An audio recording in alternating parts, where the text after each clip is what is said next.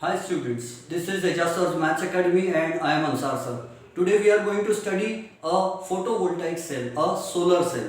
ठीक है, आज के लेक्चर में हम बस सोलर सेल पढ़ेंगे और इसके बेसिस पर 3 मार्क्स वाले, 2 मार्क्स वाले, 1 मार्क वाला क्वेश्चन बन सकते हैं. तो late us C.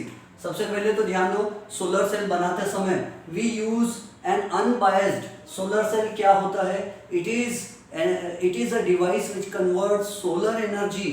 It is an unbiased PN junction diode. अगर सोलर सेल का डेफिनेशन एग्जाम में पूछा जाए तो हम क्या लिखेंगे? इट इज, इजी लैंग्वेज में लिखना है तो it is a device which convert solar energy into electrical energy. और अच्छे से लिखना है तो हम लिख सकते हैं it is an electronic device. It is, या और भी अच्छा, it is an electronic unbiased PN junction diode which is used to convert solar energy into photovoltaic energy into electrical energy. ऐसा हम लिख सकते हैं. किस प्रिंसिपल पे काम करता है ये? सोलर एनर्जी के वजह से ईएमएफ जनरेट होता है. अब हम इलेक्ट्रोस्टैटिक चैप्टर में पढ़ चुके हैं कि ईएमएफ का मतलब क्या होता है. इलेक्ट्रोमैग्नेटिक इंडक्शन चैप्टर में हम पढ़ चुके हैं ईएमएफ का मतलब क्या होता है. ईएमएफ का मतलब होता है energy given to the electrons to circulate once around the complete circuit. यानी इलेक्ट्रॉन्स भी ईएमएफ डेवलप हो रहा है, यानी प्रेशर डेवलप हो रहा है. वोल्टेज बोल देते कभी कभी, हालांकि आपको मालूम है टर्मिनल पोटेंशियल डिफरेंस अलग चीज होती है और ईएमएफ अलग होता है. बट फिलहाल हम ये याद रखेंगे यहाँ ईएमएफ जनरेट होता है. मैं समझाऊंगा कैसे जनरेट होता है. तो ध्यान से इसको पहले देखो स्टूडेंट्स. मैं I think I should do one thing, I should zoom over it so that हमको वो क्लियरली दिख जाए और हम पहले उसका स्टडी कर ले. तो सी, सबसे पहले कंस्ट्रक्शन देख लेते हैं. Let us see the construction of a solar cell. थोड़ा क्लोज लुक लेके देख लेंगे. तो सी, सबसे पहले सोलर सेल में it is a PN junction diode. ये अनबायस्ड है, इस पे कहीं कनेक्शन बैटरी वगैरह हम नहीं यूज किए. ये N type semiconductor, this is negative type semiconductor. आपको मालूम है नेगेटिव टाइप सेमीकंडक्टर में चार्ज न्यूट्रल रहता है, जीरो चार्ज होता है. एन इसलिए कहते हैं क्योंकि इसके पास बहुत सारे फ्री इलेक्ट्रॉन्स है, चार्ज कैरियर्स इसके इलेक्ट्रॉन्स है. ये thin layer of N type semiconductor. हम उल्टा भी कर सकते हैं, एन लेयर थिन है यहाँ पर, पी टाइप सेमीकंडक्टर की लेयर थिक है. लेकिन रियल लाइफ में और ज्यादा अच्छा करंट चाहिए तो पी टाइप की लेयर को थिन बनाते हैं और एन टाइप की लेयर को थिक बनाते हैं. अब मैं आपको और कंफ्यूज नहीं करूंगा, ध्यान से समझो. This is an type semiconductor का, this is a thin layer. How much thin? Nearly 2.5 micrometer thin for silicon. Silicon के लिए बहुत पतली सी लेयर होती है, 2.5 micrometre. Just imagine, very very very thin, 2.5 micrometre thin N type semiconductor put on a large substrate of P type semiconductor. P type semiconductor बड़ा रहेगा. अब आपको ये चैप्टर के बिगिनिंग में ही हमने पढ़ लिया था कि जो एन टाइप सेमीकंडक्टर रहता है वो कैसे बनता है. उसमें पेंटावेलेंट इंप्योरिटी ऐड करते हैं हम, यानी फिफ्थ ग्रुप की इंप्योरिटी. यानी यहाँ हमने जो इंट्रिंसिक प्योर सेमीकंडक्टर था उसमें हमने क्या डाल दिया था? उसमें फास्फोरस एटम्स डाल दिए थे. वो फास्फोरस एटम्स डोपेंट का काम करते थे. हमने डोपिंग किए थे, इंप्योरिटीज ऐड किए थे. उसके कारण क्या हुआ? इसमें बहुत सारे फास्फोरस एटम्स है और फास्फोरस का इलेक्ट्रॉनिक कॉन्फ़िगरेशन 285 है. एक फास्फोरस के पास 5 इलेक्ट्रॉन्स है. एटम, एक फास्फोरस एटम के पास 5 इलेक्ट्रॉन्स है. 4 इलेक्ट्रॉन से उसने सिलिकॉन के 4 एटम्स से कोवेलेंट बॉन्ड बनाया, 4 कोवेलेंट बॉन्ड बनाया. 5वां इलेक्ट्रॉन उसके पास बाकी रहेगा. ये सब हम पढ़ चुके हैं, ठीक है. तो एक फास्फोरस एटम के पास में 1 इलेक्ट्रॉन होता है. ऐसे यहाँ बहुत सारे फास्फोरस एटम्स है, इम्प्यूरिटी. तो इम्प्यूरिटी एटम्स के कारण बहुत सारे इलेक्ट्रॉन्स है. ये एन टाइप सेमीकंडक्टर होगा. ये पी टाइप सेमीकंडक्टर है. अब इसमें trivalent impurity, third group of the modern periodic table की इम्प्यूरिटी होती है. इसमें हमने aluminium as an impurity add किया. एल्यूमिनियम एटम्स जो है ये डोपेंट का काम करते हैं. अब एल्यूमिनियम का एटॉमिक नंबर 13 है, इलेक्ट्रॉनिक कॉन्फ़िगरेशन है 283. उसके आउटर मोस्ट ऑर्बिट में 3 इलेक्ट्रॉन्स है. 3 इलेक्ट्रॉन 3 सिलिकॉन बाजू वाले 3 सिलिकॉन एटम्स से कोवेलेंट बॉन्ड बना लेते. चौथा बॉन्ड इनकम्प्लीट रहता, एक होल रहता. तो एक एल्यूमिनियम एटम के कारण एक होल बन रहा है. अगर हमने यहाँ 5 लाख एल्यूमिनियम एटम्स डाल दिए तो 5 लाख होल्स क्रिएट हो जाएंगे. तो पी टाइप सेमीकंडक्टर बन जाएगा. और आपको मालूम है होल जो है ये पॉजिटिव चार्ज के लिए का सब्सटीट्यूट हम मान के चलते हैं. क्योंकि होल नेगेटिव टर्मिनल की तरफ वो फॉरवर्ड बायस किए, तो हमने देखा कि इलेक्ट्रॉन जो है वो positive terminal of the battery की तरफ जाता है और होल जो है वो नेगेटिव टर्मिनल की तरफ सरकता है, इसलिए होल को हम पॉजिटिव चार्ज मान लेते हैं। सो ये एल्यूमिनियम। अब देखो जैसे हमने P type semiconductor, N type semiconductor का थिन लेयर और पी टाइप सेमीकंडक्टर का थिक लेयर जैसे ही चिपकाया, ज्वाइन किया, तो यहाँ आसपास के एरिया में नजदीक जहाँ कॉमन एरिया है दोनों का एरिया नजदीक में, वहाँ डिफ्यूजन हुआ। Diffusion is the movement of charges from a region of higher concentration to a region of lower concentration. यहाँ पर इलेक्ट्रॉन्स बहुत सारे थे एन टाइप में, और पी टाइप में होल्स तो बहुत बहुत सारे हैं। जैसे इनको ज्वाइन किया तो ये होल में के कुछ ये जो एल्यूमिनियम है यहाँ के कुछ होल्स इधर भाग गए, कुछ होल्स इसमें भाग गए। ठीक है, आई डोंट थिंक कि मैंने शो करना चाहिए, लेकिन शो कर देता हूँ कि एल्यूमिनियम के पास के बहुत सारे होल्स भाग गए। एल्यूमिनियम के पास के बहुत सारे होल्स जो है वो डिप्लीशन रीजन में चले गए, पोटेंशियल बैरियर बना दिए। डिप्लीशन रीजन में एल्यूमिनियम के होल्स चले गए, एल्यूमिनियम के होल चले गए, और एन रीजन के फास्फोरस के इलेक्ट्रॉन चले गए। अब एल्यूमिनियम के होल चले गए तो एल्यूमिनियम पे नेगेटिव चार्ज आ गया, पहले वो न्यूट्रल था, अब उसका एक इलेक्ट्रॉन उसके पास में है, लेकिन उसका खुद का जो एक इलेक्ट्रॉन की जो डिफिशियंसी थी, वैकेंसी थी, वो वैकेंसी गायब हो गई, तो इनडायरेक्टली उस पर नेगेटिव चार्ज आ गया, एल्यूमिनियम नेगेटिव आयन बना दिया। और फास्फोरस के पास में बहुत 5-5 इलेक्ट्रॉन्स होते थे, 4 बॉन्ड बनाता था, 5वां इलेक्ट्रॉन फ्री होता था, लेकिन इलेक्ट्रॉन फास्फोरस का इलेक्ट्रॉन इधर आके होल में गिर गया, फास्फोरस का इलेक्ट्रॉन होल में गिर गया, तो यहाँ पर क्या हुआ, इलेक्ट्रॉन्स और होल्स रिकम्बाइन हो गए। डिप्लीशन रीजन में हमने बहुत बार पढ़ चुके हैं, है ना, यहाँ तक कि अच्छा इस बार मैंने क्या किया, ट्रांजिस्टर का टॉपिक पहले पढ़ाया और सोलर सेल का टॉपिक बाद में पढ़ा रहा हूँ मैं। तो आप ट्रांजिस्टर में हमने पढ़ चुके हैं कि जो electron P region N type semiconductor जो है वहाँ पर, वैसे तो फॉरवर्ड बायस और रिवर्स बायस के समय ही स्टार्टिंग में मैंने समझा दिया था आपको कि एन टाइप सेमीकंडक्टर में फास्फोरस के पॉजिटिव आयंस बन जाएंगे क्योंकि उनका इलेक्ट्रॉन होल में गिर गया यहाँ आके, और एल्यूमिनियम के यहाँ नेगेटिव आयंस बन जाएंगे क्योंकि उनके होल्स यहाँ आ गए डिप्लीशन रीजन में। इस तरह क्या यहाँ पर बहुत सारे इलेक्ट्रॉन्स एंड होल्स है, डिप्लीशन रीजन में बहुत सारे इलेक्ट्रॉन्स एंड होल्स है। अब चलो स्टार्ट करते हैं उसके आगे की कहानी। एन टाइप सेमीकंडक्टर इतना पतला क्यों लिए हमने, हो सकता है आपके माइंड में क्वेश्चन आएगा कि सर एन टाइप सेमीकंडक्टर इतना पतला क्यों है, पी टाइप सेमीकंडक्टर इतना जाड़ा क्यों है। तो ऊपर से आएंगे सोलर रेडिएशंस, ऊपर से आएगा सनलाइट, ऊपर से आएगा सनलाइट। ये सोलर सेल है, फोटोवोल्टाइक सेल है। सोलर थर्मल सेल भी बना सकते हैं, वहाँ सोलर एनर्जी को हीट एनर्जी में कन्वर्ट करता है, और ये सोलर फोटोवोल्टाइक सेल है जो सोलर एनर्जी को हीट में नहीं कन्वर्ट करता बल्कि सोलर एनर्जी को इलेक्ट्रिसिटी में, इलेक्ट्रिक करंट में कन्वर्ट करता है। तो ये थिन लेयर इसलिए बना है हमने ताकि सन से जो रेज आएंगी विजिबल कलर्स, तो सोलर रेडिएशन पेनिट्रेट होना चाहिए, इसके आर पार आना चाहिए और ये जंक्शन तक पहुंचना चाहिए।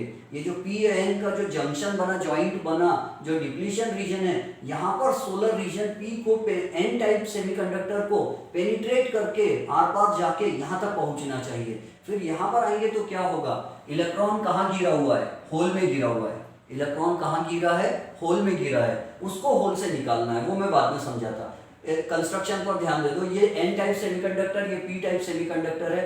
एन टाइप सेमीकंडक्टर के ये जो है इसको मेटल बैक कांटेक्ट लगा, इसको हम बैक साइड कहते हैं क्योंकि सनलाइट ऊपर से आ रहा है इधर से, तो ये फ्रंट साइड है ऊपर की, ये बैक साइड है। बैक साइड में हमने मेटल का कांटेक्ट लगा दिए और वो मेटल के कांटेक्ट में एक वायर जोड़ दिए, वो वायर और इस तरह, और यहाँ लोड रेजिस्टेंस, लोड रेजिस्टेंस यानी कोई भी चीज जिसपे हमको सोलर सेल की इलेक्ट्रिसिटी हमको यूज करना है, जिसमें भी हमको डायरेक्ट करंट यूज करना है उसको लोड रेजिस्टेंस बोलते हैं। यानी लोड रेजिस्टेंस यानी कैलकुलेटर हो सकता है, लोड रेजिस्टेंस यानी बल्ब हो सकता है, लोड रेजिस्टेंस यानी ऐसी कोई भी चीज जो डायरेक्ट करंट यूज करके चार्जिंग कर सकती है या काम कर सकती है। तो ये लोड रेजिस्टेंस के लिए अगर आपको लोड रेजिस्टेंस का मीनिंग ना समझे तो फिलहाल में उसका इजी मीनिंग ये याद रख लो, इलेक्ट्रिक बल्ब, एक छोटा सा एलईडी है समझो, ये टॉर्च बल्ब है, इलेक्ट्रिकल बल्ब है।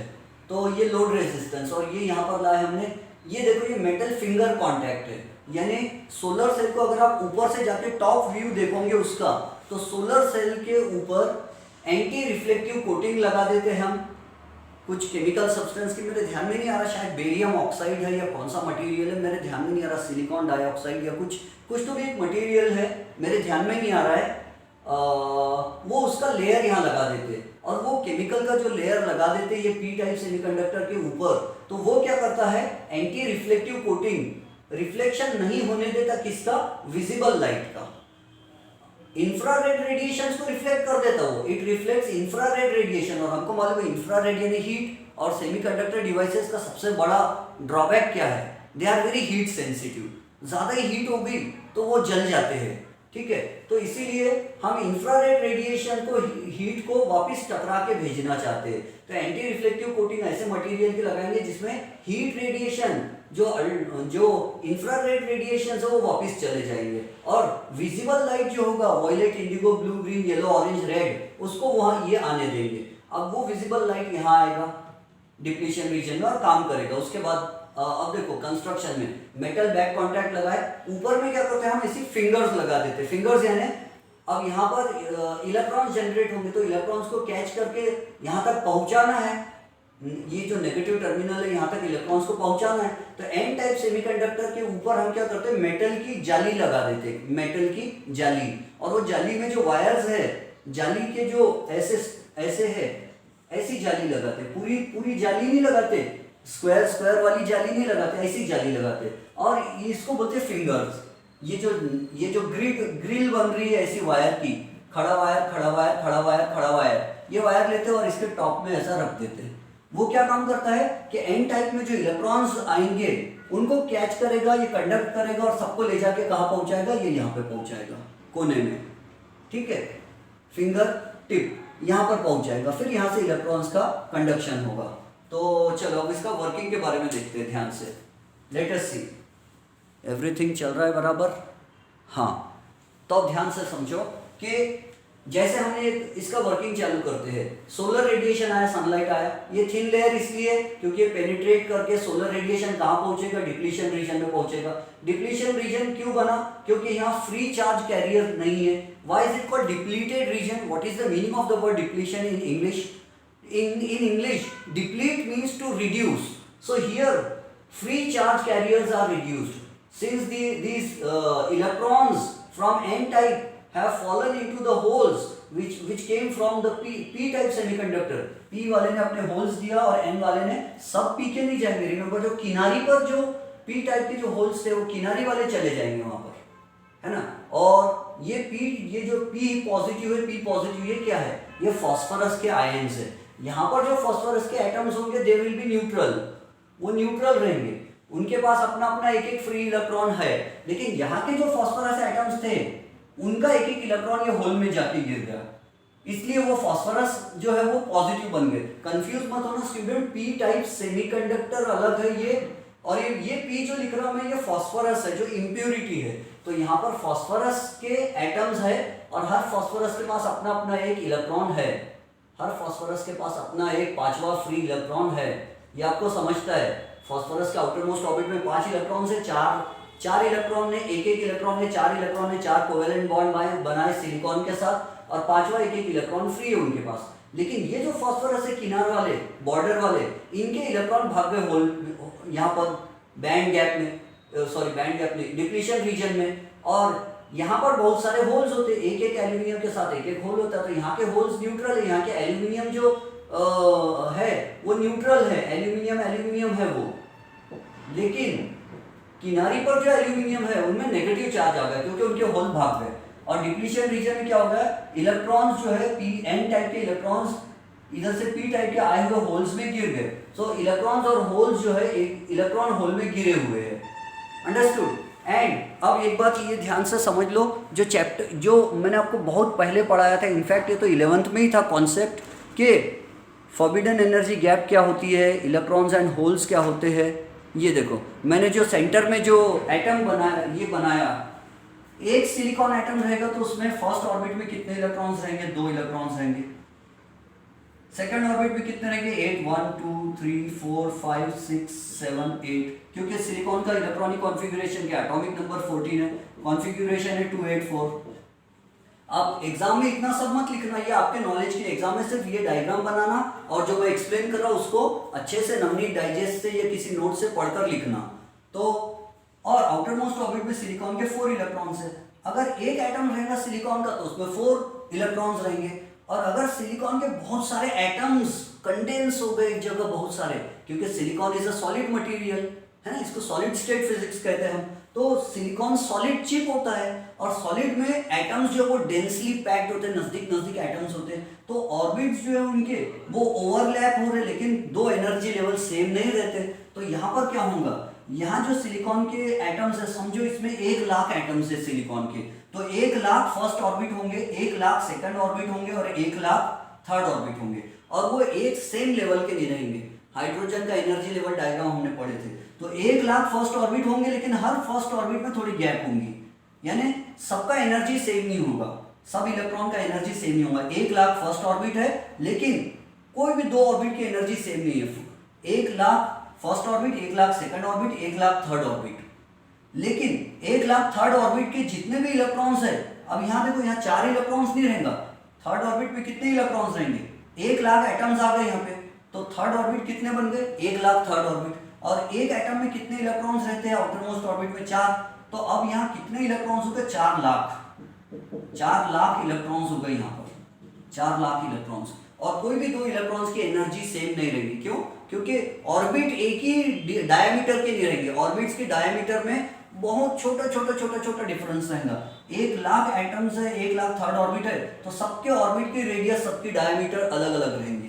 तो चलो ये हो गए 4 लाख इलेक्ट्रॉन्स यहाँ। इसके एक ऑर्बिट में, सेकंड ऑर्बिट में कितने इलेक्ट्रॉन्स रहते हैं, सेकंड ऑर्बिट में कितने इलेक्ट्रॉन्स रहते हैं, तो 8 इलेक्ट्रॉन्स रहते हैं। अब यहाँ कितने एटम्स है, 1 लाख एटम्स है, मान लो सिलिकॉन के कितने एटम्स ले रहे हैं हम, 1 लाख एटम्स ले रहे हैं, 1 लाख एटम्स ले रहे हैं, तो ये क्या हो गया, 1 लाख फर्स्ट ऑर्बिट हो गए, और फर्स्ट ऑर्बिट में कितने इलेक्ट्रॉन्स है, 2 इलेक्ट्रॉन्स है, यानी यहाँ कितने इलेक्ट्रॉन्स हो गए टोटल, 2 लाख इलेक्ट्रॉन्स हो गए। एक एटम में फर्स्ट ऑर्बिट के 2 इलेक्ट्रॉन, कंफ्यूज मत होना, फर्स्ट ऑर्बिट में 2 इलेक्ट्रॉन रहते, एक एटम में, सिलिकॉन के एक एटम में 2 इलेक्ट्रॉन रहते, और 1 लाख एटम एक दूसरे पे हमने दबा दबा के सॉलिड बन गया। वो सॉलिड हमने नहीं बना, वैसे सिलिकॉन खुद सॉलिड सब्सटेंस बना है। तो यहाँ 2 लाख इलेक्ट्रॉन्स है, यहाँ सेकंड ऑर्बिट में 8 लाख इलेक्ट्रॉन्स है, और यहाँ पर 4 लाख इलेक्ट्रॉन्स है, ठीक है, यहाँ 2 लाख है, और यहाँ सेकंड ऑर्बिट में 8 लाख इलेक्ट्रॉन्स हो गए, और यहाँ पर 4 लाख इलेक्ट्रॉन्स हो गए, ठीक है, थर्ड ऑर्बिट है ये, 3 लाख नहीं, थर्ड ऑर्बिट है ये, ठीक है, और ये सेकंड ऑर्बिट है, सेकंड शेल, और ये फर्स्ट ऑर्बिट है। तो अब ध्यान दो, अब यहाँ के इलेक्ट्रॉन पर अगर कोई सोलर एनर्जी का फोटोन आता है, ये हम फोटो इलेक्ट्रिक इफेक्ट में पढ़ चुके हैं, अगर सोलर एनर्जी वाला फोटोन आता है कहीं से, यानी सन से, तो सोलर एनर्जी वाला फोटोन आएगा, और यहाँ के इलेक्ट्रॉन्स जो है 4 लाख, आउटर मोस्ट ऑर्बिट में जो 4 लाख इलेक्ट्रॉन्स है, उनमें से किसी इलेक्ट्रॉन पे सोलर एनर्जी फोटोन आएगा, तो इलेक्ट्रॉन वो एनर्जी पी लेगा, और एनर्जी पिएगा तो वो क्या करेगा, हायर एनर्जी लेवल में जाएगा, और हायर एनर्जी लेवल का नाम है कंडक्शन बैंड। आप बोलेंगे सर ऑर्बिट और बैंड में क्या डिफरेंस है, तो ये सेकंड एनर्जी ऑर्बिट नहीं बोलना चाहिए, अब मैंने इसको सेकंड एनर्जी लेवल बोलते हैं, इसको सेकंड एनर्जी लेवल, इसको फर्स्ट ऑर्बिट नहीं बोलते, इसको फर्स्ट एनर्जी लेवल बोलते हैं। आप बोलेंगे सर एनर्जी लेवल और ऑर्बिट में क्या डिफरेंस है, तो देखो बहुत सारे फर्स्ट ऑर्बिट हो गए, 1 लाख सिलिकॉन एटम लिए तो 1 लाख फर्स्ट ऑर्बिट बन गए। रिमेंबर ये सोलर सेल का टॉपिक नहीं है, ये सोलर सेल का टॉपिक नहीं है, ये बेसिक कॉन्सेप्ट है। जब मैं सोलर सेल का पढ़ाना चालू करूंगा बस वही लिखना, ये एग्जाम में इतनी लंबी कहानी मत लिखना, मुझे आदत है कुछ ज्यादा ही डिटेल में समझाने की कोशिश करता हूं मैं, तो ध्यान से समझो। 1 लाख फर्स्ट ऑर्बिट है हमारे पास, 1 लाख एटम्स है, तो 1 लाख फर्स्ट ऑर्बिट है। अब 1 लाख फर्स्ट ऑर्बिट में से कोई भी 2 फर्स्ट ऑर्बिट जो होते हैं उनके रेडियस मैच नहीं होंगे, सबकी रेडियस किसी की थोड़ी कम, किसी की ज्यादा, और ज्यादा और ज्यादा और ज्यादा, तो सबका फर्स्ट ऑर्बिट अलग अलग डायमीटर का होगा। इसीलिए हम क्या कहते हैं, इसको एनर्जी लेवल, इसको हम एनर्जी लेवल बोलने के बदले हम इसके लिए नाम वर्ड यूज कर लेते हैं एनर्जी बैंड, ठीक है। एक एटम रहा तो हम उसके लिए एनर्जी लेवल वर्ड यूज करते हैं, लेकिन यहाँ 1 लाख एटम्स है और सबके ऑर्बिट की डायमीटर चेंज अलग अलग है। कोई भी दो सेकंड ऑर्बिट 1 लाख एटम्स है, तो सेकंड ऑर्बिट भी कितने होंगे हमारे पास, 1,00,000 सेकंड ऑर्बिट है, तो 1,00,000 सेकंड ऑर्बिट में से कोई भी ऐसे 2 सेकंड ऑर्बिट नहीं है जिनकी डायमीटर सेम होंगी। तो एनर्जी सबकी अलग अलग है, डायमीटर अलग है मतलब एनर्जी अलग है। नजदीक रहेंगे तो एनर्जी कम रहेंगी, दूर रहेंगे डायमीटर ज्यादा रहेंगी तो एनर्जी ज्यादा रहेंगी। तो इसको सेकंड एनर्जी बैंड बोलते हैं हम, सेकंड एनर्जी बैंड। और ये जो थर्ड एनर्जी बैंड है, जो थर्ड एनर्जी बैंड है, इस थर्ड एनर्जी बैंड को हम बोलते हैं वैलेंस बैंड। इसका नाम क्या है? Valence band. वैलेंस बैंड यानी वैलेंसी ऑर्बिट है या आउटर मोस्ट ऑर्बिट है, और बहुत सारे आउटर मोस्ट ऑर्बिट्स है हमारे पास। कितने आउटर मोस्ट ऑर्बिट है? 1,00,000 आउटर मोस्ट ऑर्बिट है, क्योंकि 1,00,000 एटम्स लिए सिलिकॉन के। मान लो हमने 1,00,000 सिलिकॉन एटम्स लिए, तो 1,00,000 थर्ड ऑर्बिट्स मिले हमको। थर्ड शेल 1,00,000 है। अब 1,00,000 थर्ड शेल में से कोई भी ऐसे दो थर्ड शेल नहीं है जिनकी डायमीटर सेम होगी। सब थर्ड ऑर्बिट की डायमीटर अलग अलग है। एक एटम का थर्ड ऑर्बिट कम डायमीटर का, दूसरे एटम का थर्ड ऑर्बिट और ज्यादा डायमीटर का है, तीसरे एटम का थर्ड ऑर्बिट और ज्यादा डायमीटर का है। तो सबकी एनर्जी लेवल ही एनर्जी बैंड बन गया, यानी एनर्जी लेवल के ग्रुप को एनर्जी बैंड कहते हैं। तो ये वैलेंस बैंड है, ये सब मैंने आपको पहले पढ़ा चुका हूँ। ये वैलेंस बैंड है और ये कंडक्शन बैंड है। वैलेंस बैंड वाले इलेक्ट्रॉन ने अगर सोलर एनर्जी अब्सॉर्ब किया तो उसमें एनर्जी आएंगी और वो जंप मारेगा और हायर एनर्जी बैंड में आएगा। हायर एनर्जी बैंड का नाम है कंडक्शन बैंड। कंडक्शन बैंड का मतलब ये है कि इलेक्ट्रॉन जो है ये न्यूक्लियस के चंगुल से मुक्त हो चुका है, न्यूक्लियस अब उसको नहीं खींचेगा, अब ये फ्री इलेक्ट्रॉन बन गया। ये इलेक्ट्रॉन कैसा बन गया? फ्री इलेक्ट्रॉन बन गया। अब ये कहीं भी भाग सकता है, ये करंट कंडक्ट कर सकता है, इसलिए इसको कंडक्शन बैंड बोल रहे हैं हम। और यहां से इलेक्ट्रॉन भाग गया तो यहां पर क्या हो गया? यहां पर रहेगी खाली जगह, वैकेंसी, और इसी वैकेंसी को हम होल कहते हैं। तो ये होल है, यहां पर बन गया होल और यहां बन गया फ्री इलेक्ट्रॉन। यहां होल और यहां बन गया फ्री इलेक्ट्रॉन, ठीक है। इसी तरह अब अपने काम की बिजनेस पे आ जाओ। चलो लेट्स कम टू बिजनेस। आपको दिख रहा है इधर? चलो काम की बात करते हैं। So the solar radiations will come here, they will penetrate the n-type semiconductor and they will fall into the depletion region. The solar photons will fall into the depletion region and the electrons will absorb solar energy and they will rise to the conduction band. Electrons conduction band में जाएंगे। इसका मतलब क्या है? यहाँ पर holes create होंगे और electrons होंगे, electrons and holes create होंगे। यहां तक समझ गए? इलेक्ट्रॉन्स एंड होल्स कहां क्रिएट हो रहे हैं? डिप्लीशन रीजन में। जो इलेक्ट्रॉन होल में गिरे हुए थे, उनको वापस एनर्जी देगा। जो इलेक्ट्रॉन होल में गिर गए थे इनके मिलने के कारण, तो वो होल में गिरे हुए इलेक्ट्रॉन को ऊपर चढ़ा देगा। होल में गिरे हुए इलेक्ट्रॉन को सोलर एनर्जी का फोटोन एनर्जी देगा और बोलेगा बेचारे तू गड्ढे में गिर गया, चल गड्ढे में से उठा के उसको कंडक्शन बैंड में ले जाएगा। तो इलेक्ट्रॉन जो है वो निकल गया, इलेक्ट्रॉन होल। अब इलेक्ट्रॉन्स किधर जाएंगे? तो इलेक्ट्रॉन एन टाइप सेमीकंडक्टर में जाएंगे। इलेक्ट्रॉन्स किधर जाएंगे? एन टाइप सेमीकंडक्टर में जाएंगे। फिर यहाँ क्वेश्चन आता है स्टूडेंट्स के माइंड में कि सर एन टाइप सेमीकंडक्टर में तो ऑलरेडी बहुत सारे इलेक्ट्रॉन है, क्योंकि वो तो एन टाइप है, उसमें ऑलरेडी बहुत सारे इलेक्ट्रॉन्स है। तो ये जो इलेक्ट्रॉन्स बन रहे, होल और इलेक्ट्रॉन्स बन रहे, ये देखो एक इलेक्ट्रॉन और एक होल। होल यानी पॉजिटिव चार्ज का काम करता है, आपको मालूम है, होल यानी पॉजिटिव चार्ज का काम करता है। तो आप बोलोगे कि सर इलेक्ट्रॉन का ऑलरेडी चार्ज नेगेटिव है, तो वो फिर एन टाइप में क्यों जा रहा है? तो ये देखो, जो फास्फोरस के जो आयंस है, पॉजिटिव आयंस, ये क्या करते हैं? इलेक्ट्रॉन्स को अपनी तरफ खींचते हैं। तो अपनी तरफ खींचने के कारण ये इलेक्ट्रॉन कहाँ चले जा रहे? एन टाइप सेमीकंडक्टर में जा रहे हैं। अब होल्स किधर जा रहे हैं? पॉजिटिव चार्ज का काम करते होल। होल्स किधर जा रहे हैं? तो होल्स जा रहे हैं पी रीजन में। फिर से वही क्वेश्चन आता है, सर पी रीजन में तो ऑलरेडी बहुत सारे होल्स है, क्योंकि वो तो पी टाइप है, पॉजिटिव टाइप है, उसमें तो बहुत सारे होल्स है, चार्ज उसका न्यूट्रल रहता है, रिमेंबर पी टाइप है वो, उसमें बहुत सारे होल्स है, उसमें क्यों जा रहे होल्स? और यहाँ तो ऑलरेडी होल्स की पॉपुलेशन बहुत है, उधर भागना चाहिए, opposite charges attract each other. तो सही में वही तो हो रहा है यहाँ पर। ये जो होल्स है उनको ये एल्यूमिनियम आयंस अट्रैक्ट करेंगे, नेगेटिव आयंस, एल्यूमिनियम के नेगेटिव आयंस इन होल्स को अट्रैक्ट करेंगे, तो यहाँ होल्स की पॉपुलेशन बढ़ जाएंगी। अब देखो क्या होगा, यहाँ होल्स ऑलरेडी बहुत थे और भी होल्स आ गए डिप्लीशन रीजन में से। ऑलरेडी यहाँ बहुत सारे होल्स थे, डिप्लीशन रीजन के भी बहुत सारे होल्स यहाँ आ गए, तो होल्स की पॉपुलेशन बहुत बढ़ गई। Holes are repelling each other, holes और होल्स एक दूसरे को रिपेल कर रहे हैं, उनमें एक प्रेशर डेवलप हो गया, होल एक दूसरे को रिपेल कर रहे हैं। और मैंने आपको समझाया था कि चार्जेस, सेम चार्जेस में जो प्रेशर होता है हम उसी को तो ईएमएफ कहते हैं, इलेक्ट्रोमोटिव फोर्स। हालांकि इलेक्ट्रॉन को मोटिवेट करने वाला, भगाने वाला फोर्स, लेकिन वो मिसनोमर है, गलत दिया हुआ नाम है, इट इज एनर्जी। तो होल होल बहुत सारे जमा हो गए यहाँ, तो होल्स में आपस में क्या हो गया, रिपल्शन हो गया। रिपल्शन के कारण प्रेशर डेवलप हो गया और होल्स उधर जा नहीं सकते, एन टाइप में जा नहीं सकते, क्योंकि फास्फोरस के पॉजिटिव आयंस जो है वो होल्स को आने नहीं देते, क्योंकि फास्फोरस के पॉजिटिव आयंस और होल्स भी पॉजिटिव है, उधर जा नहीं सकते। अच्छा, एन रीजन में क्या हो रहा, इसने इलेक्ट्रॉन्स को खींचे, फास्फोरस के जो पॉजिटिव आयंस थे उन्होंने इलेक्ट्रॉन्स को खींचे, लेकिन एन रीजन में ऑलरेडी बहुत सारे क्या है, इलेक्ट्रॉन्स है, तो ऑलरेडी इलेक्ट्रॉन्स है और भी इलेक्ट्रॉन्स चले गए, तो इलेक्ट्रॉन इलेक्ट्रॉन का रिपल्शन आपस में बढ़ गया, और यहाँ इलेक्ट्रॉन इलेक्ट्रॉन का रिपल्शन आपस में बढ़ गया, इसी को तो हम ईएमएफ कहते हैं, इसी को तो बहुत कॉमन लैंग्वेज में हम लोग वोल्टेज बोल देते हैं, ठीक है। तो यहाँ पर नेगेटिव नेगेटिव में प्रेशर बन गया, बहुत नेगेटिव जमा हो गए यहाँ पर। अच्छा, रिमेंबर डिप्लीशन रीजन में मैंने कुछ ही बताया हूँ, चार्जेस यहाँ बहुत सारे रहेंगे, ठीक है।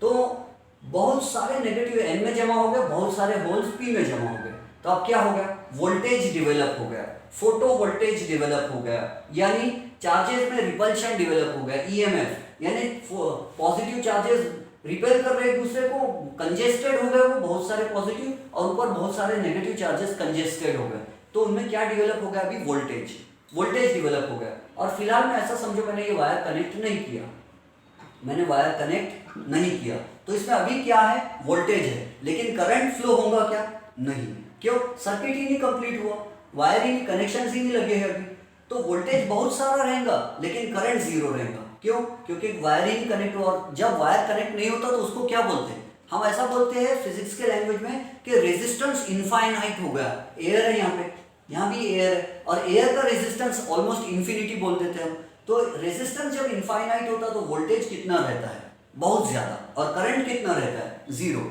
यही बात हम देखो ग्राफ में बताएंगे, इधर यही बात को हम ग्राफ में समझेंगे, ध्यान से समझो। ये ओपन सर्किट है, ओपन सर्किट का मतलब क्या है कि हमने कनेक्शंस नहीं लगाए वायर के, वोल्टेज कितना डेवलप हो गया, 24 और 28 के बीच में कुछ तो भी, मान लो ये अपने मन से ली हुई वैल्यू है, सच में नहीं, मान लो ये 25 वोल्ट डेवलप हो गया, 25 वोल्ट वोल्टेज डेवलप हो गया। हालांकि एक सोलर सेल में इतना नहीं होता है, जनरली हम बताने के लिए बड़ा सोलर समझो तो 25 वोल्ट हो गया, हालांकि सोलर अरे वगैरह होता है उसमें होता है, लेकिन एक सोलर सेल में जनरली इतना नहीं होता, 1.5 वोल्ट वगैरह के आसपास होता है। चलो मान लो फिर भी 25 वोल्ट वोल्टेज डेवलप हो गया।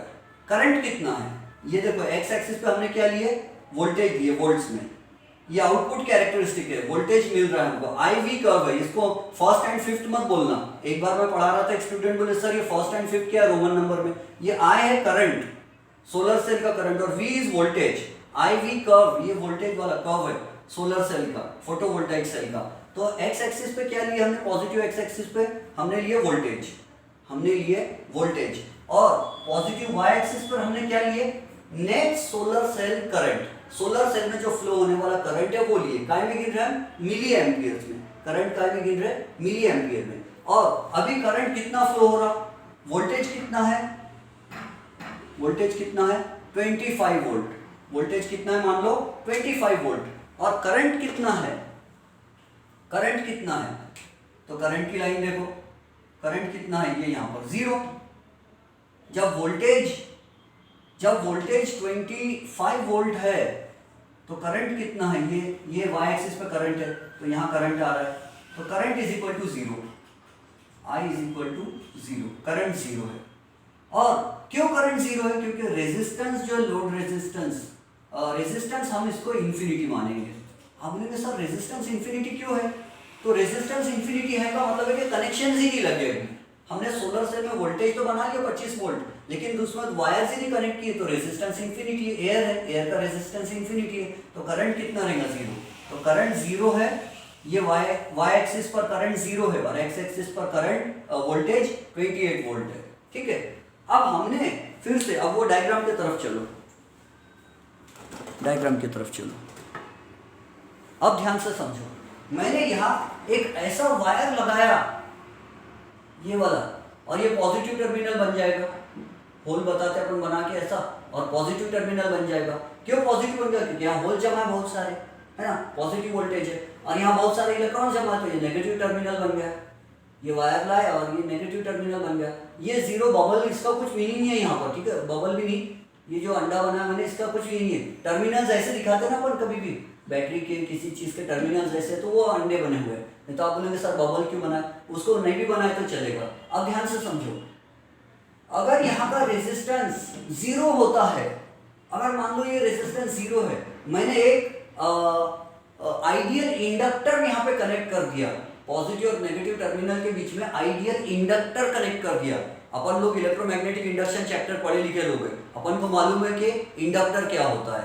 तो इंडक्टर वो होता है, आइडियल इंडक्टर वो होता है जिसका रेजिस्टेंस जीरो। अगर यहाँ रेजिस्टेंस जीरो होगा तो क्या होगा मालूम है? चार्ज को कुछ भी एनर्जी खर्च नहीं करना पड़ेगा, फटक से वो इलेक्ट्रॉन ऐसे आ जाएंगे इधर होल के पास।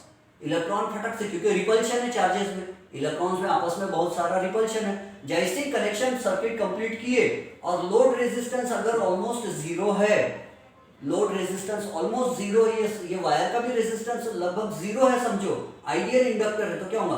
तुरंत में करंट आएगा, फास्ट में इलेक्ट्रॉन आएंगे, भाग के रब करके एकदम से और होल में जाके मिल जाएंगे, न्यूट्रल कर देंगे उसको, है ना। वैसे भी इलेक्ट्रॉन्स आपस में प्रेशर में हो, वोल्टेज डेवलप हो चुका है वहाँ, और जैसे कनेक्शन सर्किट कंप्लीट होगा फट से इलेक्ट्रॉन भाग जाएंगे। और जब किसी चीज़ का रेजिस्टेंस नेग्लिजिबल हो जाता है, बहुत कम हो जाता है, और करंट बहुत ज़्यादा हो जाता है, तो उसको क्या कहते हैं हम फिजिक्स में? शॉर्ट सर्किट कहते हैं। अगर आपको शॉर्ट सर्किट का कॉन्सेप्ट नहीं समझता होगा तो मुझे मैसेज करो, मैंने एक सेपरेट वीडियो बनाया है शॉर्ट सर्किट पर, लगभग 15-20 मिनट्स का वीडियो है, और उसमें मैंने एक्सप्लेन किया उसको शॉर्ट सर्किट क्यों कहते हैं, छोटा सर्किट क्यों कहते हैं, छोटा का मतलब क्या, शॉर्ट का मतलब क्या होता है, वो वहां पे समझा के दिया मैंने अच्छे से। तो अब ध्यान से समझो, जब रेजिस्टेंस ऑलमोस्ट जीरो हो जाए तो हम उसको शॉर्ट सर्किट कहते हैं। तो शॉर्ट सर्किट यानी एकदम फास्ट में करंट भागेगा, और वोल्टेज कितना खर्च होगा, चार्ज को भगाने में एनर्जी कितनी खर्च होगी, ऑलमोस्ट जीरो। क्यों? क्योंकि रेजिस्टेंस ही नहीं है तो एनर्जी कहाँ खर्च होगी, जीरो। अब यही बात को ग्राफ में देख लो, यही बात को ग्राफ में देख लो, कर्व, आईवी कर्व, कैरेक्टरिस्टिक बोलते हैं। रिमेंबर, आपको मैंने इससे पहले भी बताया, इस चैप्टर में जो भी ग्राफ होता है हम उसको कैरेक्टरिस्टिक बोलते हैं। क्यों? क्योंकि हर बार ग्राफ वही मिलता है, कैरेक्टरिस्टिक इसलिए बोलते हैं क्योंकि हर बार वही वैल्यू मिलती है हमको, वही ग्राफ मिलता है बार बार, प्रैक्टिकल कितने भी बार करो तो वही ग्राफ मिलता है। और कैरेक्टरिस्टिक का मतलब होता है टिपिकल, हर बार वही होता है, जो चीज बार बार रिपीट होती है उसको कैरेक्टरिस्टिक बोलते हैं। तो अब ध्यान से समझो, इस बार क्या हुआ, हमने यहाँ क्या किया, शॉर्ट सर्किट वाला कंडीशन। लोड रेजिस्टेंस कितना, जीरो, पूरे वायर का रेजिस्टेंस कितना, जीरो, तो वोल्टेज कितना खर्च होगा, एनर्जी कितनी खर्च होगी। वोल्टेज का ही मतलब एनर्जी भी होता है, प्रेशर भी होता है, वर्क डन भी होता है। एनर्जी कितनी खर्च होगी चार्ज में, जीरो। क्यों? Energy spent will be zero. Why? Because resistance is zero, because resistance is equal to zero. Resistance zero है तो एनर्जी खर्च होगी नहीं। तो अब यहां पर ध्यान से समझो, इसमें ये देखो, ये वोल्टेज वाली एक्सिस, एक्स एक्सिस वोल्टेज वाली, तो इसका वैल्यू कितना है वोल्टेज का, जीरो। यहाँ वोल्टेज का वैल्यू कितना है, जीरो। और करंट का वैल्यू कितना है, करंट का वैल्यू कितना है, मैक्सिमम, करंट मैक्सिमम है 80 मिली एम्पियर से भी ज्यादा है, 80 मिली एम्पियर से भी ज्यादा करंट मैक्सिमम है। करंट इज मैक्सिमम, बहुत ज्यादा, क्योंकि शॉर्ट सर्किट करंट है, तो इसीलिए हमने यहाँ ये बताया। ग्राफ समझ में आ गया? तो ओपन सर्किट यानी जब वायर कनेक्ट ही नहीं किए, स्विच ऑफ है, ऑफ कंडीशन को बोलते हैं हम। ओपन सर्किट यानी ऑफ होता है, आपको मालूम है, we are the students of physics. Off condition है, ओपन सर्किट है, तो करंट जीरो है और वोल्टेज बहुत ज्यादा है। और जब ऑन कंडीशन कर दिए इसको, तो क्या हो गया, करंट बहुत ज्यादा बढ़ गया, कितना हो गया, 80 मिली एम्पियर से भी ज्यादा हो गया, लेकिन वोल्टेज कितना है, जीरो। वोल्टेज का मतलब क्या, एनर्जी कितनी स्पेंड हो रही है चार्ज को भागने में, तो एनर्जी जीरो स्पेंड हो रही है। क्यों? क्योंकि रेजिस्टेंस ही नहीं जीरो। ये बिकॉज मैंने आपका शॉर्टकट वाला बनाया, नहीं तो आप मेरी ग्रामेटिकल मिस्टेक निकाल दोगे। ये हुआ सोलर सेल। अब ध्यान से समझो, कुछ छोटी छोटी मगर मोटी बातें, लेक्चर लंबा नहीं करना चाहता हूं मैं, आपका और मेरा दोनों का टाइम कीमती है। तो देखो, क्वेश्चन पूछा जाता है कि ये डायग्राम जो है ना, ये डायग्राम का बोलते हैं cross sectional view of a solar cell. अगर आपके सामने कोई बर्गर है या सैंडविच है, और सैंडविच को अपने चाकू से ऐसा काट दिए, तो सैंडविच के ऊपर का लेयर दिखेगा, नीचे का लेयर दिखेगा, बीच में जो भी मसाला भरा रहता है, क्या क्या रहता है सैंडविच के अंदर, वो सब क्रीम वगैरह आपको बीच में दिखेगा। तो ये सैंडविच जैसा है, क्रॉस सेक्शनल व्यू है। फॉरबिडन एनर्जी गैप, ये जो वैलेंस बैंड और वैलेंस बैंड और कंडक्शन बैंड के बीच में जो एनर्जी गैप रहती है, जो फोटोन के कारण हमको वो एनर्जी मिलती है, तो इलेक्ट्रॉन जो है वैलेंस बैंड से निकल के कंडक्शन बैंड में पहुंचता है, तो इनके बीच में जो एनर्जी का गैप है, वैलेंस बैंड में जब इलेक्ट्रॉन होता है तो उसके पास एनर्जी कम होती है, लोअर एनर्जी बैंड है ये, और conduction band higher energy band है। तो ये दोनों में एनर्जी का जितना गैप होता है उसको होता है फॉरबिडन एनर्जी गैप। फॉरबिडन का मतलब क्या होता है, कहीं मैंने स्पेलिंग नहीं लिखा ना। फॉरबिडन का इंग्लिश में मतलब होता है मनाही करना, मनाही करना, नो बोलना, प्रोहिबिट करना, इनहिबिट करना। तो प्रोहिबिटेड एनर्जी गैप यानी यहाँ कोई भी इलेक्ट्रॉन को बीच में रहना अलाउड नहीं है, बीच में कोई इलेक्ट्रॉन रह नहीं सकता। या तो भैया कंडक्शन बैंड में चले जाओ, नहीं तो वैलेंस बैंड में चैन से घूमो, तो इलेक्ट्रॉन बीच में नहीं रह सकता। अगर बीच में रहेगा तो उसको ये न्यूक्लियस खींच लेगा वापस, बोलेगा चल भाई इधर आ। और कंडक्शन बैंड में इलेक्ट्रॉन रहेगा तो चैन से रहेगा, ठीक। तो अब क्या बोल रहा था मैं, फॉरबिडन एनर्जी गैप जो है सिलिकॉन में कितनी होती है, तो 1.12 इलेक्ट्रॉन वोल्ट होती है। अब आप हमने फोटो इलेक्ट्रिक इफेक्ट वाले चैप्टर में पढ़ लिया हमने dual nature matter and radiation का, उसमें हमने पढ़ लिया कि इलेक्ट्रॉन वोल्ट को जूल में कैसे कन्वर्ट करते हैं। इलेक्ट्रॉन वोल्ट को जूल में अगर कन्वर्ट करना है तो 1.6 इंटू 10⁻19 1.6 इलेक्ट्रॉनिक चार्ज का मैग्नीट्यूड 1.6 इंटू 10⁻19 से मल्टीप्लाई कर देना पड़ता है, तो इलेक्ट्रॉन वोल्ट जूल में कन्वर्ट हो जाएगा। तो अगर आपको 1.12 इलेक्ट्रॉन वोल्ट को जूल में कन्वर्ट करना है तो इससे मल्टीप्लाई कर दो। वैसे इस चैप्टर में मल्टीप्लाई करने की जरूरत नहीं फिलहाल। तो फॉरबिडन एनर्जी गैप, सिलिकॉन के जो एनर्जी लेवल एनर्जी बैंड्स होते हैं उसमें एनर्जी बैंड में गैप कितनी रहती है, कंडक्शन बैंड वैलेंस बैंड और कंडक्शन बैंड में गैप कितनी रहती है, 1.12 इलेक्ट्रॉन वोल्ट। यानी जो भी फोटोन अगर आता है इतनी एनर्जी लेके तो इलेक्ट्रॉन वैलेंस बैंड से जंप करके कंडक्शन बैंड में जा सकता है, अगर फोटोन में मिनिमम इतनी एनर्जी होगी तो। इससे कम एनर्जी है तो कोई काम का नहीं है वो। अच्छा, forbidden energy gap for gallium arsenide, ये क्या है गैलियम आर्सेनाइड, दूसरा मटेरियल है। क्या सोलर सेल एक ही सिलिकॉन से ही बन सकता है, नहीं, सोलर सेल सिलिकॉन से भी बना सकते हैं हम। सोलर सेल जो है गैलियम आर्सेनाइड मटेरियल से भी बना सकते हैं, और गैलियम आर्सेनाइड का एनर्जी गैप जो है ज्यादा है 1.42 इलेक्ट्रॉन वोल्ट, यानी ज्यादा एनर्जी वाला फोटोन आएगा, मिनिमम इतनी एनर्जी का फोटोन आएगा 1.42 इलेक्ट्रॉन वोल्ट, तो ही इलेक्ट्रॉन वैलेंस बैंड से जंप करके कंडक्शन बैंड में जाएगा, अदरवाइज नहीं। तो इसकी energy gap, forbidden energy gap ज्यादा है, यानी फोटोन ज्यादा एनर्जी का आना चाहिए तब ये काम करता है। और forbidden energy gap for copper indium selenide, copper indium, indium एक मेटल है, एल्यूमिनियम के नीचे है वो मॉडर्न पीरियोडिक टेबल में। सिलेनियम भी एक मेटल है या नॉन मेटल मेरे ध्यान में नहीं है। सिलेनियम एक एलिमेंट का नाम है, लेकिन वो अपने बॉडी में भी जरूरी है, उसका फंक्शन होता है। तो forbidden energy gap for copper indium selenide is 1.01 electron volt, यानी इसमें कम एनर्जी है। 1.01 इलेक्ट्रॉन वोल्ट का भी अगर फोटोन आ गया तो इलेक्ट्रॉन वो एनर्जी पिएगा और वैलेंस बैंड से जंप मार के कंडक्शन बैंड में जा सकता है। तो ये तीन मटेरियल्स है। नवनीत डाइजेस्ट में क्वेश्चन पूछा है, देखो मैं नवनीत डाइजेस्ट का नाम इसलिए लेता हूँ, मुझे पब्लिसिटी करना नहीं है उसकी। मैं मेरे स्टूडेंट्स को रेकमेंड करता हूँ कि महाराष्ट्र स्टेट बोर्ड के स्टूडेंट्स नवनीत डाइजेस्ट से पढ़े, ठीक है। वैसे मैं पहले गायकवाड़ नोट्स बोलता था, लेकिन उसमें एक एक चैप्टर के 150, 200, 250 न्यूमेरिकल्स दे देते हो, और इतने न्यूमेरिकल्स देख के स्टूडेंट्स घबरा जाते हैं। सर बोलते हमने तो 100 ही किए, अभी तो 150 बाकी है। इतना करना ही नहीं पड़ता है, इतने सारे 100 एक एक टाइप के अगर एक ही चैप्टर के इतने करेंगे तो फिर जिंदगी खत्म हो जाएगी। अब सुनो, नवनीत डाइजेस्ट में अच्छा है, बढ़िया, जितना प्रैक्टिस के लिए चाहिए उतना सब कुछ दिया है। I recommend Navneet digest to my students. Forbidden energy gap जो है आपके पास, सबके पास है नवनीत, तो फॉरबिडन। अब नवनीत डाइजेस्ट में क्वेश्चन पूछा है, क्या क्वेश्चन है वो मालूम है? What are the different materials which are used for making solar cell? तो आंसर दे देना, silicon can be used to make solar cell, gallium arsenide can be used to make solar cell, copper indium selenide also can be used to make solar cell. और उसमें ये भी question पूछा है कि व्हाट आर द रिक्वायरमेंट्स और what are the, एक minute में डाइजेस्ट देख के बता देता हूं आपको। हाँ, क्वेश्चन देखो ये पूछा है, name the common materials for solar cell. 2 marks के लिए क्वेश्चन पूछा, name the common materials for solar cell. तो हमने आंसर दिया silicon, gallium arsenide and copper indium diselenide. Sorry मेरी मिस्टेक हो गई थी लिखने में, it should be diselenide, it should not be only selenide, it should be diselenide, diselenide, ठीक है।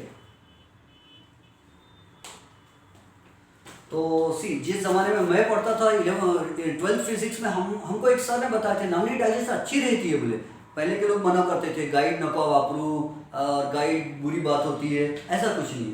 अच्छा, तो क्वेश्चन क्या है, name the common material for solar cell. तो लिख देना silicon, gallium arsenide, copper, indium diselenide. मैं इसलिए ये बुक लेकर आता हूँ आपके सामने ताकि आप भी इससे पढ़ो, क्योंकि रिमेंबर मेरा एक ड्रॉबैक है पढ़ाने का, वो क्या है, मैं नोट्स लिख के नहीं देता। मैं टॉपिक कॉन्सेप्ट समझाने में बिलीव करता हूँ, नोट्स में नहीं। नोट्स बनाते बैठेंगे तो टाइम क्या होगा, ये बूढ़े हो गए ये लोग नोट्स बना बना के, तो इनके नोट्स पढ़ना ज़्यादा बेटर है मुझ जैसे मामूली के नोट्स पढ़ने से अच्छा। अब सुनो, तो उसके बाद अच्छा एक और मटेरियल दिया है, ध्यान देता, कैडमियम टेलराइड, जाने दो उसको। और फिर क्वेश्चन पूछा है इसमें, state the material selection criteria for solar cell. Solar cell जब हम बनाते हैं तो कौन सा मटेरियल यूज करना चाहिए, उसके लिए कोई क्राइटेरिया होना चाहिए। तो आंसर है band gap energy must be between 1 electron volt and 1.8 electron volt. Solar cell अगर बनाना है तो कोई भी मटेरियल यूज करो, लेकिन उसका forbidden energy gap 1 electron volt से लेकर 1.8 इलेक्ट्रॉन वोल्ट तक होना चाहिए। 1.8 इलेक्ट्रॉन वोल्ट से ज्यादा रहेगा तो पता चला इतने एनर्जी का फोटोन ही नहीं मिल रहा, तो इलेक्ट्रॉन ही नहीं उखड़ रहा, इलेक्ट्रॉन होल पेयर क्रिएट ही नहीं हो रहे और करंट ही नहीं जनरेट हो रहा, ऐसा नहीं होना चाहिए। तो मिनिमम 1 इलेक्ट्रॉन वोल्ट एनर्जी और मैक्सिमम या कम से कम 1.8 इलेक्ट्रॉन वोल्ट एनर्जी उसको चाहिए। फिर उसके बाद दूसरा, it must have high optical absorption. Solar energy absorb करने की आदत होना चाहिए। तो देखो मैंने यहाँ लिखा, सिलिकॉन लो सोलर एनर्जी अब्सॉर्ब करता है, सोलर एनर्जी ज्यादा अब्सॉर्ब नहीं करता। गैलेनियम आर्सेनाइड सिलिकॉन से 10 टाइम्स ज्यादा सोलर एनर्जी अब्सॉर्ब करता है, अच्छी बात है। सिलिकॉन से ज्यादा अच्छा तो गैलियम आर्सेनाइड है, लेकिन उससे भी ज्यादा अच्छा कॉपर इंडियम डाइसिलिनाइड है। Highest solar energy absorption coefficient है इसका, ये सबसे ज्यादा सोलर एनर्जी अब्सॉर्ब करता है। और नेक्स्ट क्राइटेरियन ये है, it must have high electrical conductivity. Material की कंडक्टिविटी ज्यादा होना चाहिए, ये सेमी कंडक्टर है। दूसरा और एक लास्ट वाला है कि the raw material must be available in abundance. Material easily available होना चाहिए, तो कॉपर इंडियम डाइसिलिनाइड इजीली अवेलेबल है मार्केट में और इससे सोलर सेल इजीली बना सकते हैं। अब एक और क्वेश्चन सुन लो, what are the uses of solar cell. ये तो मैंने लेक्चर में समझाने की जरूरत नहीं है, आप नोट्स में पढ़ सकते हैं। सोलर सेल बैटरी को रिचार्ज करने के काम आता है, रिचार्ज यानी पैसे वाला रिचार्ज नहीं, सोलर चार्जिंग, बैटरी चार्जिंग करने के काम आता है। मोबाइल फोन की बैटरी और बहुत सारी चीजों की, कैलकुलेटर की बैटरी चार्जिंग होती है। दूसरा, सैटेलाइट्स में सोलर सेल लगाते हैं चार्जिंग करने के लिए। तीसरा, जो गांव खेड़ा होता है, बहुत रिमोट प्लेस होता है, गांव दूर दूर जहां अभी इलेक्ट्रिक के पोल्स नहीं लगे, वहां सोलर एनर्जी यूज करते बेचारे वहां के झोपड़ी में रहने वाले गरीब लोग।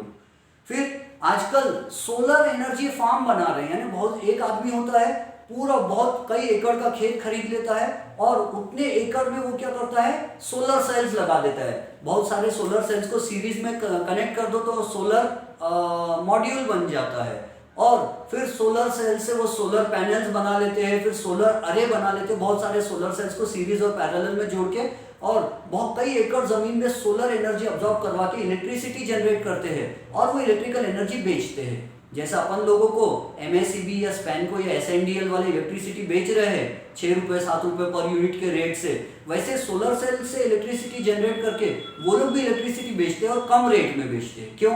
सोलर एनर्जी उनको फ्री में मिल रही है। So large scale solar power generation systems linked with power commercial power grid, commercial electricity generate करके बेचते हैं वो लोग, तो वहां भी इलेक्ट्रिसिटी जनरेट करने सोलर सेल काम होता है। रेडियो रिले स्टेशन, रेडियो के गाने यहाँ से वहां दूर पहुंचाना है तो जो टावर्स होते हैं उसमें सोलर सेल लगा देते हैं ताकि वो टावर्स में जो इलेक्ट्रिकल इक्विपमेंट है उसको सोलर एनर्जी मिल जाए। रोड लाइट, आपको मालूम है जो स्ट्रीट लाइट्स है अपने नागपुर में कई सारे स्ट्रीट लाइट्स है जहाँ सोलर सेल लगे, उससे एनर्जी आती है और वो स्टोर हो जाती है और उसी से सिग्नल के लाइट चालू बंद होते हैं फिर। एंड रोड साइंस, और रोड पर जो साइन बताना होता है, इकडे बाजूला जा, तिकडे जा, ये एरिया वो एरिया, ऐसा बताना है तो वो एरिया बताने वाले साइन के अंदर भी लाइट चलता है, तो लाइट को भी सोलर एनर्जी से रात में चलाते हैं। यानी सोलर एनर्जी स्टोर करते हैं थोड़ी सी और रात में वो यूज में आती है। रात में सनलाइट हमको नहीं दिखता, हमको नहीं दिखता। कैलकुलेटर्स में सोलर सेल यूज करते हैं। क्लॉक्स, बहुत सारी घड़ी आती है, रिस्ट वॉच आती है, क्लॉक आती है जो सोलर सेल के भरोसे चलती है। डिजिटल थर्मामीटर्स होते हैं, धूप में दिखाओ चार्जिंग हो जाती है और फिर वो बुखार वगैरह गिरने के काम में आते हैं क्योंकि ये लो एनर्जी, इनको बहुत लो लेवल ऑफ पावर लगता है चार्जिंग होने के लिए, तो कम एनर्जी कम इलेक्ट्रिसिटी में जो चार्ज हो जाते हैं ऐसा मटेरियल बनाने के लिए कम में आते हैं। अच्छा, एक क्वेश्चन आपके माइंड में आ रहा होगा, मैं भूल गया था, ये ऑपरेटिंग पॉइंट क्या है? तो सबसे बेस्ट बढ़िया चीज क्या है, लोड रेजिस्टेंस इतना रखो कि वोल्टेज भी अच्छा डेवलप हो और करंट भी अच्छा मिले हमको। तो ये जो बात है operating point of a solar cell module का मतलब क्या होता है कि इसका मतलब होता है मैक्सिमम पावर मिलता। अगर हम वीपी और आईपी को कर दे, वीपी डिवाइडेड बाय आईपी कर दे ओम्स लॉ, तो आरएल आना चाहिए, यानी जितना लोड रेजिस्टेंस की वैल्यू है उतनी ही वैल्यू वीपी और आईपी की नियरली आना चाहिए, तो हमको मैक्सिमम पावर मिलता है। इलेक्ट्रिकल पावर, आपको मालूम है पावर क्या है, power is the product of current and voltage, I into V. तो करंट भी मैक्सिमम मिलेगा, वोल्टेज भी मैक्सिमम अच्छा मिलेगा, और लोड रेजिस्टेंस जितना है उसकी वैल्यू के बराबर लगभग मिलेगा हमको। तो ये जो रेड लाइन और ये ऑपरेटिंग पॉइंट जो बता रहा है, इसका मतलब है कि अगर हम वोल्टेज इतना मिलता है हमको और करंट इतना मिलता है, तो ये दोनों को डिवाइड करें तो लोड रेजिस्टेंस के अगर वो नियरली इक्वल है तो हमको इसमें मैक्सिमम पावर मिलेगा, इलेक्ट्रिकल पावर मैक्सिमम मिलेगा, और हम बहुत सारी अच्छी चीज को इलेक्ट्रिसिटी से चला सकते हैं। आई होप स्टूडेंट्स आपको समझ गया होगा, बहुत देर से मैं बकबक कर रहा हूँ, और अब हम रुक जाएंगे। चलो, have a nice time, enjoy your studies. This is Ejaz sir's maths academy and I am your चीटर अंसार सर, for teacher